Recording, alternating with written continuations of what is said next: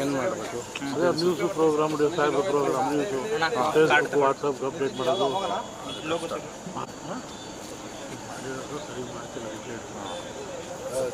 ಇದ್ರು ಬೇಡ ಕ್ಯಾನ್ವಾಸ್ ಹೋಗ್ತಾ ಇದ್ದೀವಿ ನಿಮ್ಮ ತಮ್ಮಯ್ಯ ಅಂತ. ಹೌದಾ? ಸಂಘಟನಾ ಕಾರ್ಯದರ್ಶಿಯಾಗಿ ಮೈಸೂರಲ್ಲಿ ಅಶ್ವಿನ್ ಅಂತ ಅನೂರು ಕ್ಷೇತ್ರ. ನಮ್ಮದು ಅನೂರು ಕೊಳ್ಳೇಗಾಲ ತಾಲೂಕು ಅನೂರು ಕ್ಷೇತ್ರ.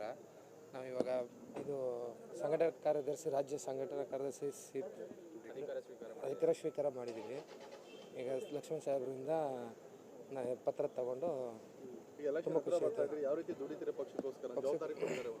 ಇವಾಗ ಸರ್ ಹಳ್ಳಿಗೆ ಹೋಗಿ ನಾವು ತುಂಬ ಹಳ್ಳಿಗೆ ಹೋಗಿ ಅಲ್ಲಿ ಹೆಚ್ಚಿನ ಸಂಖ್ಯೆಯಲ್ಲಿ ಭಾಗವಹಿಸಿ ಈ ಕಾಂಗ್ರೆಸ್ ಪಕ್ಷಕ್ಕಾಗಿ ದುಡಿತೀವಿ. ಈಗ ಚಾಮರಾಜನಗರ ಕ್ಷೇತ್ರದಲ್ಲೂ ನಿಮಗೆ ಸಂಘಟನಾ ಕಾರ್ಯದರ್ಶಿ ಮಾಡಿದ್ದೀವಿ. ಹೌದು. ಅಲ್ಲಿ ಪಕ್ಷದ ಅಭ್ಯರ್ಥಿಯನ್ನು ಕೆಲಸ ನಿಟ್ಟಿನಲ್ಲಿ ಸುನಿಲ್ ಬೋಸ್ ಸಾಹೇಬ್ರಿಗೆ ಈಗಾಗಲೇ ಆಲ್ರೆಡಿ ಸುನಿಲ್ ಬೋಸ್ ಸಾಹೇಬ್ರಿಗೆ ಮನೆಗೆ ಹೋಗಿ ಹಳ್ಳಿಗೂ ಹೋಗಿ ಪ್ರಚಾರ ಮಾಡಿ ನಮ್ಮ ಕಾಂಗ್ರೆಸ್ ಸುನಿಲ್ ಬೋಸ್ ಅವ್ರನ್ನ ಗೆಲ್ಲಿಸ್ಕೊಬರ್ತೀವಿ ಅಂತೇಳಿ ಹೇಳ್ತೀವಿ. ಅನೂರಿನಲ್ಲಿ ಗೆದ್ದಿರ್ತಕ್ಕಂಥವ್ರು ಈಗ JDS ಮಂಜುನಾಥ್.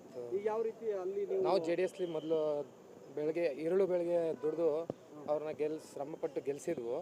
ಈಗ ಬೇಜಾರಾಗಿ ಕಾಂಗ್ರೆಸ್ ಬಂದಿದ್ದೀವಿ. ಇವಾಗ ಸುನಿಲ್ ಬೋಸ್ ಸಾಹೇಬ್ರು MP ಆಗಿ ಈ ಸರಿ 100% ಗೆಲ್ಸ್ಕೊಂಡು ಬರ್ತೀವಿ. ವಿಶ್ವಾಸ ಇದೆ. 1,50,000ದಿಂದ 1,00,000 ಲೀಡಲ್ಲಿ ಗೆಲ್ಸ್ಕೊಡ್ತೀವಿ ಎಲ್ಲ ಟೋಟಲ್ ಚಾಮರಾಜನಗರ.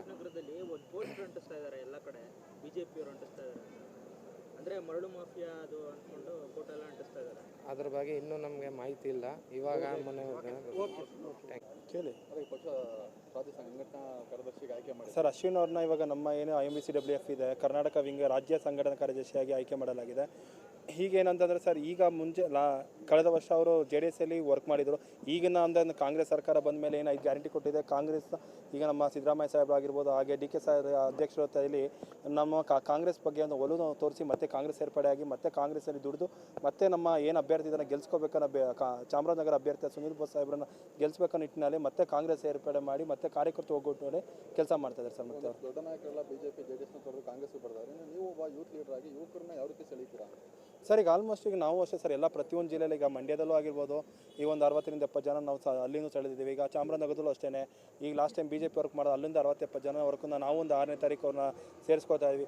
ಈಗ ಯೂತ್ ಅಧ್ಯಕ್ಷ ಆದಮೇಲೆ ನಾನು ಅಷ್ಟೇ ಸರ್ ಪ್ರತಿಯೊಂದು ಜಿಲ್ಲೆಯಲ್ಲಿ ಸಂಘಟನೆ ಮಾಡ್ತಾ ಇದ್ದೀನಿ ಸರ್. ಈಗ ನಾವು ಬೇರೆ ಪಕ್ಷದಲ್ಲಿ ಈಗ ನಾನು JDSಲ್ಲಿ ಆಗಿರ್ಬೋದು, ಈಗ ಮೊನ್ನೆ ನಮ್ಮ HD ಕೋಟೆಯಲ್ಲಿ ಅಷ್ಟೇ ಅಲ್ಲಿಂದ 60-70 ಜನ JDSಲ್ಲಿ ವರ್ಕ್ ಮಾಡ್ತಾರೆ. ಅಂಥವ್ರನ್ನ ಕಾರ್ಯಕರ್ತರು ತಂದು ಕಾಂಗ್ರೆಸ್ ಸೇರ್ಪಡೆ ಮಾಡಿ ಈಗ ಮತ್ತೆ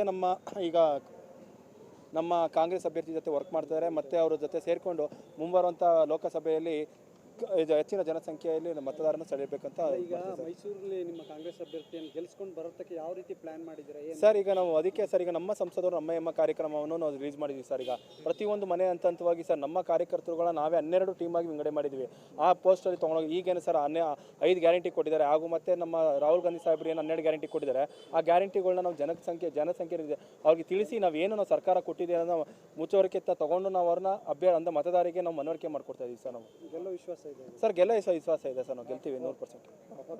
ಇನ್ನೂ ಹೆಚ್ಚಿನ ಅಪ್ಡೇಟ್ಸ್ಗಾಗಿ ನ್ಯೂಸ್ 12 ಕನ್ನಡ ಚಾನೆಲ್ನ ಸಬ್ಸ್ಕ್ರೈಬ್ ಮಾಡಿ, ಅಲ್ಲಿರೋ ಬೆಲ್ ಐಕಾನ್ ಬಟನ್ನ ಕ್ಲಿಕ್ ಮಾಡಿ.